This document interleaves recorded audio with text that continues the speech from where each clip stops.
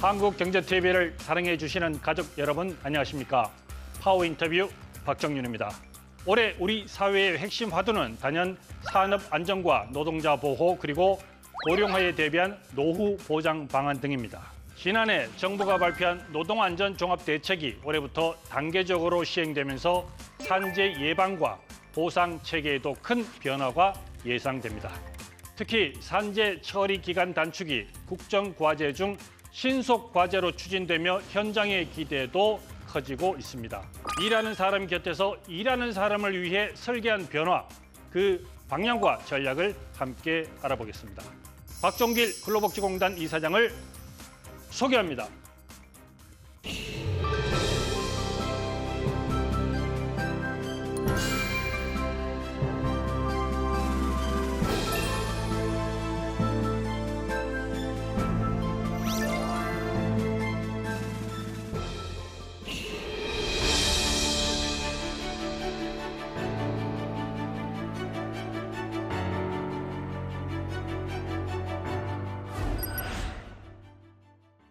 한국의 직장을 다니는 근로자라면 오늘 이 시간을 정말로 좀 주의 깊게 좀 잘 보셨으면 하는 바람 가져보겠습니다. 자, 이 자리에 박종길 근로복지공단 이사장 나와 계십니다. 어서 오십시오. 안녕하세요. 네. 자, 제가 이제 뭐 이 근로자분들 꼭 보라고 이제 서두에 말씀을 드렸는데 공단 과연 어떤 일을 하는지 간략하게 좀 소개를 좀 해주십시오. 예, 이름 그대로 근로자들의 복지를 증진시키기 위해서 여러 가지 다양한 서비스를 제공하는 고용노동부 산하에 있는 준정부 기관입니다. 예. 근로자들이 일을 하면서 여러 가지 위험에 노출되는데요. 가장 큰 부분이 실업하는 부분이고요. 또 하나는 일을 하다가 아프거나 다치는 경우이거든요. 그런 부분을 저희들이 고용보험이나 산재보험으로 이제 저희들이 보호를 해드리는 그런 역할도 하고 있고요. 네.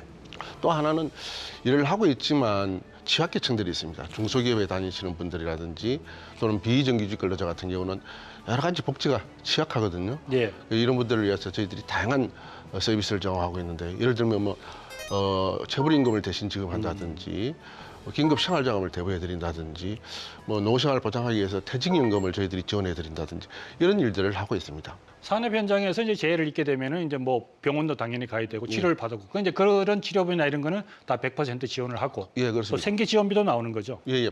이게 건강보험하고 이제 산재보험하고 우리가 좀 비교를 해볼 필요가 있는데요. 예. 많은 분들이 건강보험이 있는데 무슨 산재보험이 필요하냐라고 하실 수 있는데 몇 가지 차이점이 있는데요. 건강보험은 본인 부담금이 좀 있습니다. 그렇죠. 한 30% 정도 되는데요. 산재보험은 100% 정부에서 지원하고 있다는 부분하고요. 또 치료받는 동안에 일을 못 하지 않습니까? 예. 그래서 생계가 문제가 될 수 있으니까 저희들이 기존에 받던 월급의 한 70% 정도를 생계비로 지원하고 있습니다. 이걸 휴업급여라 그러는데요. 예. 그 외에도 이제 건강보험에는 아직 잘 갖춰지지 않은 부분이 재활치료인데요. 저희들은 재활치료를 통해서 다시 직장에 복귀시키는 프로그램이 있고요. 혹시 안타깝게 돌아가시거나 또는 아니면 영구 장애가 남는 분들에 대해서는 여기에 대한 어떤 보상도 저희들이 지원하고 있습니다. 이게 뭐 퀵 서비스 하시는 분들, 예. 택배 기사, 예. 프리랜서 이런 분들도 이제 자영업자, 대리운전자 예. 이런 분들도 이제 다 받을 수 있는 거죠 지금. 원래는 이제 이 산재보험이라는 것이 사용자가 근로자를 보호하는 네. 그런 책임보험이었습니다. 근데 지금은 어떤 근로자 성격도 좀 가지고 있고 자영업자 성격을 가지고 있는 분들이 있습니다. 예. 이걸 옛날에 특고라, 특수고용형태종사자, 특고라고 부르고 요즘은 노무제공자라고 부르는데요. 예. 이런 부분에 대해서도 저희들이 산재보험을 전부 다는 아닙니다만 주요 업종에 대해서는 가입하도록 하고 있고요. 19개 직종에 대해서. 예, 그렇습니다. 예. 그 경우에는 그 대신에 두 가지 성격이 혼재되어 있기 때문에 산재보험료를 원래 근로자들은 100% 사업주가 내거든요. 예. 근데 이분들 경우에는 본인이 50% 내고 또 도급 사업주들이 또 50% 내는 이런 형태입니다. 다만 가입은 19개 직종에 대해서는 의무적으로 가입을 해야 됩니다. 예. 그리고 이제 아까 뭐 앵커님이 말씀하셨는데 자영업자의 경우에는 뭐 본인이 이제 사업주이기 때문에 사실은 이제 선택적으로 그 대신 또 보험료도 100% 본인이 부담하는 선에서 가입할 수 있습니다. 그러니까 이런 부분은 좀 본인 부담금이 있고 예. 나머지 근로자분의 산업재해 보험금은 다 기업체에서 부담하게 되어 있는 거죠. 그렇습니다. 어떤 형식이든 뭐 비정규직이든 뭐 기간제든 어떤 관계없이 예. 근로계약을 체결한 근로자의 경우에는 100% 사업주가 보험료를 부담해주고요. 의무가입입니다. 자, 그러면 이제 2025년 같은 경우는 그 벌써 창립된 지 30주년. 예, 그렇습니다. 청년을 넘어서 이제 중년으로 이제 가는 예. 그 전과 좀 뭐가 좀 다르는지 어떤 비전이 좀 있는지.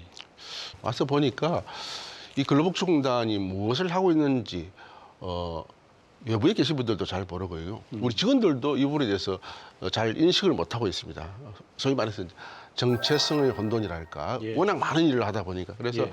이것을 비전을 수립했습니다. 그래서 크게 산재보험, 고용보험 이 두 가지를 합쳐서 노동보험이라고 하거든요. 예. 이 노동보험으로 일터에 안심을 드리고 다양한 복지 사업을 하고 있다고 했지 않습니까? 예. 체불임금을 뭐 대신 지급하는 업무, 그다음에 뭐 퇴직임금이라든지 근로자 생활안정자금 이런 이제 복지 서비스가 있는데요. 이런 복지 서비스로 생활에 안정을 드리겠다. 그래서 미션과 비전을 좀 분명히 정했습니다. 그래서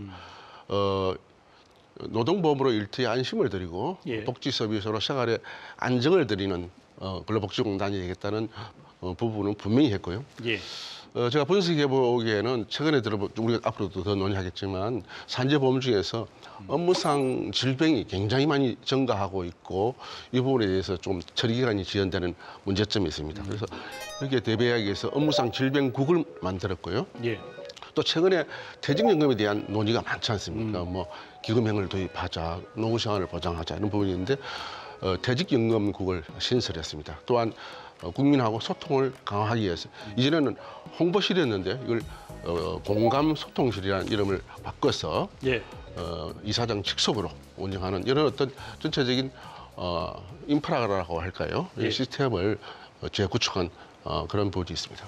네. 자, 그렇다면 공단이 올해는 어떤 방향으로 가장 좀 이렇게 역점을 두고 추진하는 정책 어떤 게 좀 있을까요?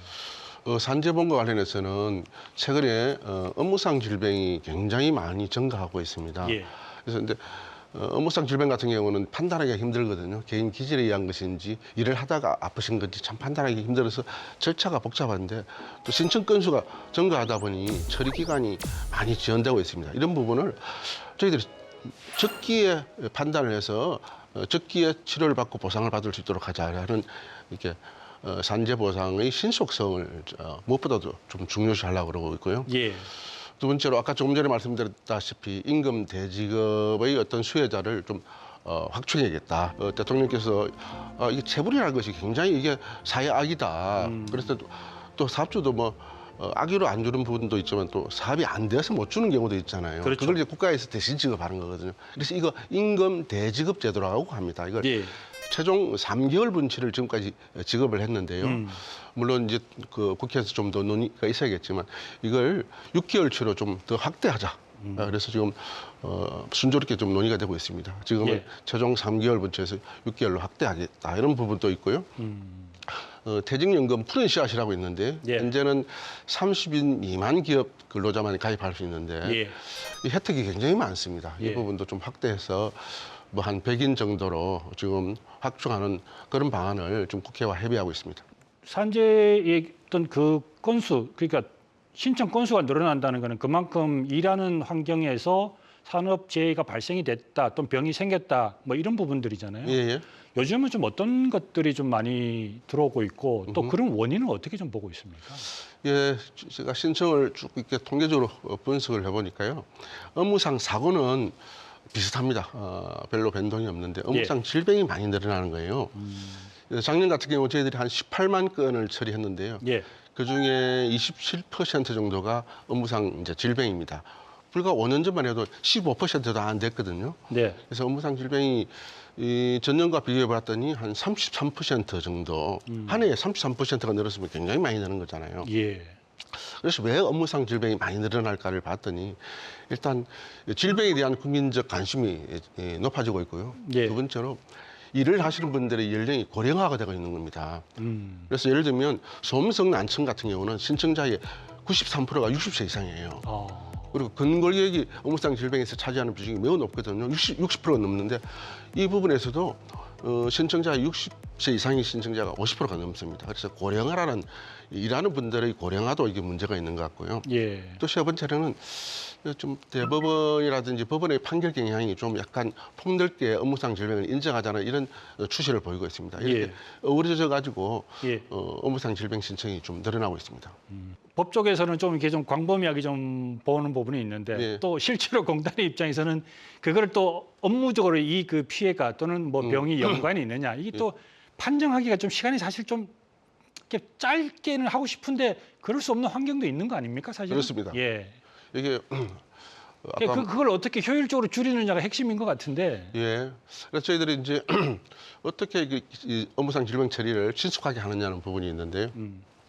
저희들은 보통 일을 처리할 때 신속하게 하려면 영어를 써서 죄송합니다만 세 가지 방법이 있습니다. 인소싱, 아웃소싱, 프로세싱인데 뭐냐면 예.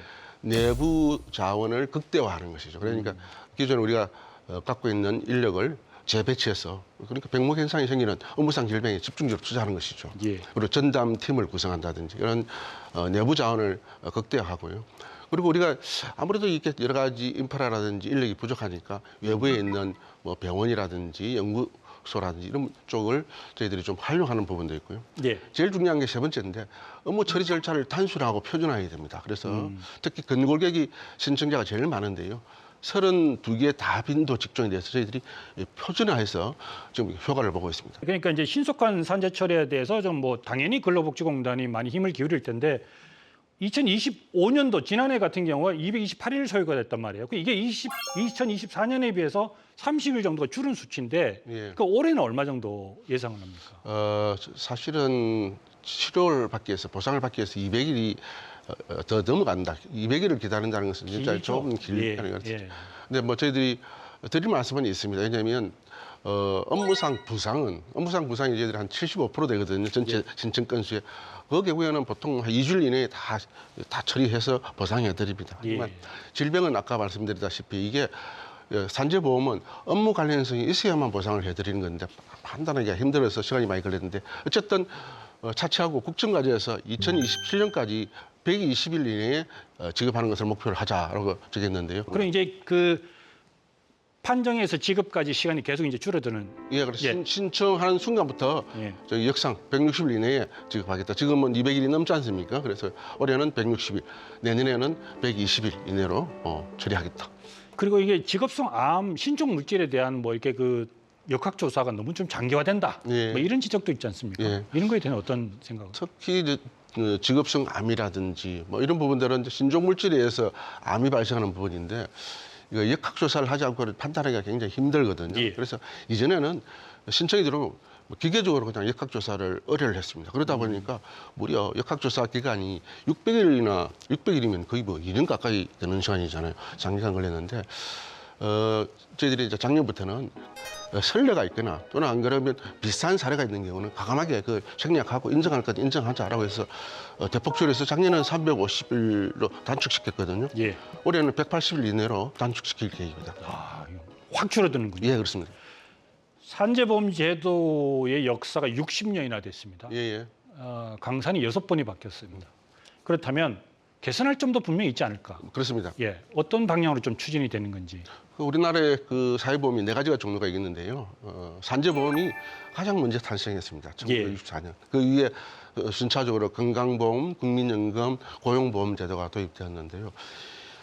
산재보험이 가장 먼저 도입되다 보니까 이 세 가지 보험들이 해야 될 역할을 다 산재보험이 다 하고 있는 거예요. 그래서 예. 예를 들면 업무상 질병의 경우에는 이 개인 기질에 의한 것인지 안 그러면 일을 하다가 병이 이제 뭐 걸렸는지 헷갈리지 않습니까? 이런 부분들에 대해서 건강보험하고 해법할 부분이 있고요. 그리고 이제 65세 이상 사실 노동시장에 퇴출되는 연령의 분들에 대해서 저희를 계속적으로 산재 보상을 해드리고 있는데 이걸 국민연금하고 좀 연계할 부분은 없는지 예. 또는 저희들이 휴업급여를 지급하고 있는데 이걸 또 실업급여하고도 연계가 되거든요. 이런 부분들 분업하고 해법할 일들이 좀 있을 것 같습니다. 이런 부분을 좀 이제 연구할 생각입니다. 이게 그 보니까 예전에 그 대통령도 좀 관심사한 것 같은데 이제 그 가짜 3.3 노동자 그래서 예, 예. 저도 이것 때문에 공부를 좀 했는데 예, 예. 그 근로자 같은 경우는 이제 그 사업주가 4대 보험 의무 가입을 해줘야 되잖아요. 예. 그러면 이제 그 돈을 좀 덜 내기 위해서 이제 부가세, 소득세 3.3%의 소득세만 내게 하는 맞습니다. 이렇게 프리랜서식으로 이렇게 맞습니다. 하는 이게 왜 거잖아요. 3.3이라고 그러냐면요. 원래 저 근로계약을 체결하고 일을 하게 되면 네. 근로자로서 근로소득세를 내고 예. 이렇게 해야 되지 않습니까? 예. 이제 그러다 보면 이제 사업주 입장에서는 4대 사회보험을 다 가입시켜야 되는 이런 부담들이 있지 않습니까? 예. 그렇게 하지 않고 개인 사업자라고 이제 둔갑을 시키는 것이죠. 예를 들면 뭐 커피숍에 일하는 근로자가 있는데 예. 신고를 근로자로 신고 안 하고 개인 사업자다라고 신고를 합니다. 그럼 세무서에 어떻게 하냐면 소득의 3.3%에 대해서만 세금을 떼면 모든 것이 의무가 면제가 되거든요. 그러니까 저희들은 이거에 굉장히 문제가 많다. 왜냐하면 사회보험을 가입해야만 뭐 아프거나 또는 안 그러면 실업했을 때 보장을 받을 수 있지 않습니까? 근데 이런 부분이 다 누락이 되고 있으니까 상당히 문제가 많은 것이죠. 예. 그래서 그런 부분을 저희들이 적극적으로 발굴해서 산재보험에 가입을 시킬 예정입니다. 이 부분은 먼저 좀 국세청하고 좀 이렇게 업무 협약이라든지 좀 그런 부분도 좀 필요하겠네요. 예, 그렇습니다. 예. 지금 자료를 서로 공유하고 있습니다. 네. 임금 체불에 대해서 이렇게 그 공단이 주는 부분은 사실은 어떤 이 부분도 기업주 입장에서 기업이 돈을 내는 부분에서 주는 거잖아요. 그렇습니다. 그러니까 이게 국고가 나가는 건 아니지 않습니까? 저희들이 그 보험료를 미리 좀 받습니다. 예. 받아서 저희들이 3개월치를 먼저 지급을 하잖아요. 근데 이건 예. 대신 지급하는 것이지 완전히 면제해 주는 것은 아닙니다. 그래서 그렇죠. 저희들이 예. 근로자들이 생활이 힘드시니까 먼저 국가에서 3개월치를 드리고 그렇죠. 나중에 사업주에게 다시 받아냅니다. 네. 다시 그걸 회수를 하고 그러거든요. 회수율이 떨어지면 아무래도 갖고 있는 자금이 예. 많이 줄어들거나 소위 말해서 이제 없어질 수도 있잖아요. 예. 이게 이재명 정부에서는 좀 이게 폭넓게 좀 활용하라는 부분도 있기 때문에 예. 이게 이제 국고가 지원이 안 되면 사실 공단 입장에서는 기업에서 돈을 받아야 되는데 예. 계속 자금은 줄어드는 예. 좀 그런 불편한 부분도 좀 있지 않을까요? 조금 전에 말씀드렸다시피 임금 채권 보장 제도라고 해서 예. 이 부분은 이제 보험료로 해서 이렇게 사업주에게 미리 좀 받아서 이걸 이제 모태 펀드로 해서 이제 지급을 하고 있는데요. 예. 기본적으로 지급하고 다시 그 체불 사업자에게 회수를 받아야 됩니다. 회수를 해야 되는데 네. 지금 회수율이 한 30% 정도밖에 안 되거든요. 예. 왜 회수율이 낮냐 그러면 이때까지는 소송을 통해서 그 채권을 확보해야 되는데요. 예. 지난해 법이 바뀌어서 국세 체납 처분에 의해서 강제 징수할 수 있도록 되어 있습니다. 그래서 올해부터는 아마 회수율이 상당히 올라갈 것으로 예상이 되고 있고요. 또한 우리가 보험료를 받고 있기 때문에 재정적으로는 어느 정도 안정이 될 것으로 예상을 하고 있습니다. 뭐 지금까지도 우리 근로자분들이 꼭 들어야 될 부분, 알아야 될 부분인데 또 지금 얘기하는 부분도 이게 참 굉장히 좋은 제도인데 이게 안 알려졌다는 생각도 좀 들고 하는데 이 푸른 씨앗이라는 게 있습니다. 예. 우리나라 최초의 공적 퇴직연금 기금 제도입니다. 예, 이게 30인 이하 중소기업 근로자들만 대상으로 되어 있습니다. 예, 그렇습니다. 잠깐 설명 좀 해주시죠. 금융기관들이 있는데 퇴직연금 운용하는 금융기관들이 많잖아요. 왜 예, 공공기관이 그렇죠. 이걸 하느냐 이런 부분에 아마 궁금함을 가질 수 있을 것 같은데요. 이게 금융기관들은 대기업을 가입시켜야 수익성이 좋습니다. 뭐 중소기업 32만은 사실은 이제 어떻게 보면 수익성이 전혀 없거든요. 그래서 예. 32만 중소기업의 퇴직연금 가입률은 23%밖에 안 되는 거예요. 오히려 여기에 근무하시는 분들이 퇴직연금 가입할 필요성이 더 높은데요. 이런 걸 이제 시장에 맡겼더니 실패했다. 그래서 시장의 실패라고 하는 부분인데요. 그래서 국가에서 여러 가지 인센티브를 줘서 근로복지공단에서 32만 기업에 다니는 근로자들의 퇴직연금 가입을 촉진시키라는 그런 의미가 있습니다. 그래서 예. 인센티브가 있는데요. 예. 최저임금 130%, 올해는 280만 원 정도 될 건데요. 예. 월급이 280만 원 미만의 근로자가 이 푸른 씨앗에 가입하면 저희들이 근로자에게 10%, 280만 원에 10%가 얼마죠? 한 30만 원 예. 정도 되잖아요. 28만 원 정도. 그러면 예. 310만 원 정도가 적립이 되는 겁니다. 예. 또한 사업주들도 이렇게 퇴직연금 가입을 좀 약간 싫어하기 때문에 부담스러워하더라고요. 예. 그래서 저희들이 사업주가 내야 될 부담금의 10%를 또 저희들이 지원해주고 있습니다. 네. 그러니까 원래 1년에 280만 원을 퇴직금으로 사업주가 부담해야 되거든요. 10%를 깎아주니까 250만 원만 내면 되는 그렇죠. 그런 혜택이 있습니다. 1년에 한 번 퇴직금을 받는데 12분의 1을 받는데 그렇죠. 그거를 내면은 내는 근로자는 거기에 또 10%가 플러스가 되는 거고. 그렇죠. 예, 그건 의무적으로. 그렇죠. 그리고 기업주는 또 10% 빼주는 거고. 예. 양쪽이 다 좋은 거죠. 이게 국가 예산으로 지원해 줍니다. 그렇죠. 왜 지원해 주냐? 우리 저소득 근로자 또 취약계층의 노후생활 보장이 무엇보다 중요하기 때문에 정부 예산으로 지원하는 겁니다. 그래서 30인 미만만 지금 혜택을 받고 있는 겁니다. 근데 이걸 좀 늘릴, 그러니까 30인 미만이 아니라 뭐 40인, 50인 이렇게 늘릴 생각은 없으신가요? 기업 규모가 작아도 급여가 높은 데가 있고 100인 정도 돼도 급여가 매우 낮은 데가 많습니다. 그러니까 어떻게 보면 상대적으로 불이익을 당하는 거예요. 네. 내 급여가 더 낮은데 내가 좀 규모가 큰 기업에 다닌다고 해서 이런 혜택을 못 받으니까. 그래서 이 부분을 늘리자. 어차피 자물쇠가 이중으로 채워져 있거든요. 기업 규모에 대해서도 자물쇠가 한번 채워져 있고 그다음 급여 수준에도 최저임금의 130% 미만만 이 혜택을 받는다고 그랬지 않습니까? 예. 그러니까 자물쇠를 두 개를 채울 필요가 없다. 하나는 풀자. 급여 수준은 자물쇠가 있으니까 280만 원 미만 근로자만 이 혜택을 받을 수 있거든요. 그렇기 때문에 이 기업 규모에 대한 부분은 자물쇠를 좀 풀자라는 게 공통된 생각이고요. 아무튼 뭐 굉장히 좋은 제도인데 이 부분은 좀 우리 중소기업 사장님들도 좀 관심 있게 들여다볼 필요가 있는 것 같아요. 최근에 예. 저희들이 이게 도입한 지 한 3년 됐거든요. 최근에 예. 입소문을 타고 굉장히 많이 가입하고 계십니다. 예.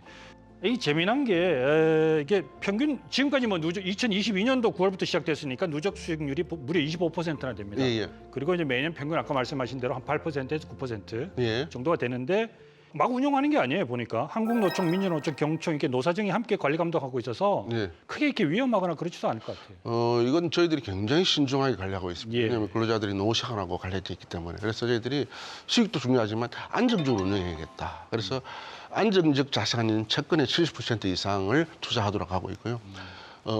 한국노총, 민주노총, 경총 우리가 운영위원회가 있는데요. 이 프런시아 관리 운영위원회가 있습니다. 제가 위원장인데요. 엄격하게 관리하고 있습니다. 그래서 노와 사와 정이 공동으로 관리하고 있으니까 전혀 걱정하실 필요가 없습니다. 알겠습니다. 자, 뭐 2026년 병원연도 벌써 한 달이 이제 지나가고 예. 있는데 우리 이사장님께서는 좀 어떤 마음가짐을 갖고 이 또 업무에 임하시고 계신지 그거 좀 듣고 싶네요. 저희들은 일을 하는 근로자들이 매우 중요하다. 그래서 복지 중에서 가장 중요한 복지가 일을 통한 복지라고 생각합니다. 그래서 뭐 저는 처음부터 끝까지 일을 하시는 분들을 위해서 저희들이 서비스를 해드리자. 그래서 일터의 안심, 생활의 안정을 드리는 그래서 일을 하는 모든 분들의 행복 파트너가 되고 싶다라는 그런 철학을 갖고 일을 하겠습니다. 우리 주변에 뭐 얘기나 우리 직원분 얘기 좀 들으니까 뭐 남기자 이런 얘기도 좀 하셨다 그러던데. 예, 무슨 뜻입니까? 제가 시골 출신인데요. 예. 항상 감을 따면 어머님이 감을 다 안 따고 몇 개를 남겨두시더라고요. 그걸 까치밥이라고 그러는데요. 이게 남기자하고 아끼자가 좀 다릅니다. 아끼자는 예. 것은 아껴서 내가 미래에 쓰자는 것이고 남기자는 것은 남겨서 다른 분들에게 베풀자. 혜택이 들어가자고 하는 건데요.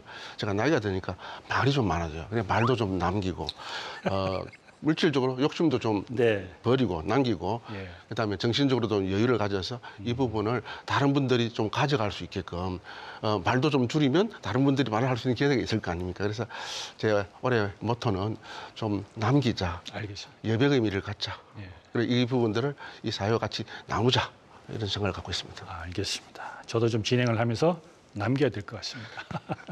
자, 마지막 질문 드리겠습니다. 오늘 뭐 종료한 얘기, 좋은 얘기 말씀 많이 해주셨는데 그래도 좀 아쉽다. 좀 이런 얘기는 꼭 하고 싶다라고 라는 부분이 있으면 우리 뭐 근로자분들이나 또 시청자분들 그리고 정부에 하고 싶은 얘기가 있으면 마지막으로 좀 해주시기 바라겠습니다. 우리나라의 근로자 복지는 사용자가 근로자를 보호하는 구조로 되어 있습니다. 4대 사회보험도 그래서 사용자가 어떤 보험은 100% 보험료를 부담하거나 최소한 반반씩 부담하도록 되어 있거든요.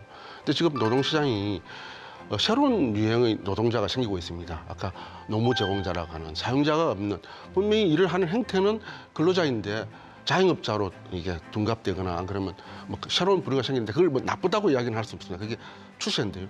하지만 이분들을 보호할 수 있는 제도적 장치가 반드시 강구되어야 됩니다. 그래서 저희들이 근로복지공단이 그런 역할을 좀 하고 싶은데요. 문제는 이제 재정적으로 여러 가지 좀 취약한 부분이 있는데 이런 부분을 잘 연구해서 정말 후견이 없는 그런 분들을 위해서 저희 근로복지공단이 그런 분들의 실질적인 사용자 역할 이게 뭐 부리겠다는 게 아니라 컨트롤이다 지원하고 보호하고 보살피는 그런 역할을 하고 싶다라는 말씀을 드리고 싶습니다. 위에 계시는 뭐 정부 입안자라든지 아니면 뭐 우리 청와대에 계신 분들도 그렇고 어떤 그런 말도 중요하지만 그거를 시행했을 때 실질적으로 조금이나 도움이 될 수 있는 뭐 재정 지원 이런 것도 조금은 필요하지 않을까. 좀 들여다 봐달라. 그렇습니다. 지금 네. 현재 근로복지진흥기금이 복권 기금에서 연간 500억 정도 지원을 받고 있는데요.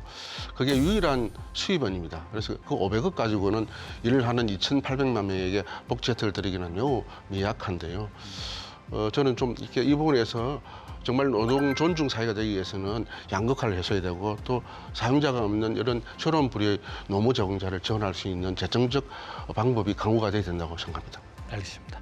오늘 장시간 여러 가지 좋은 말씀 정말 감사합니다. 고맙습니다. 고맙습니다.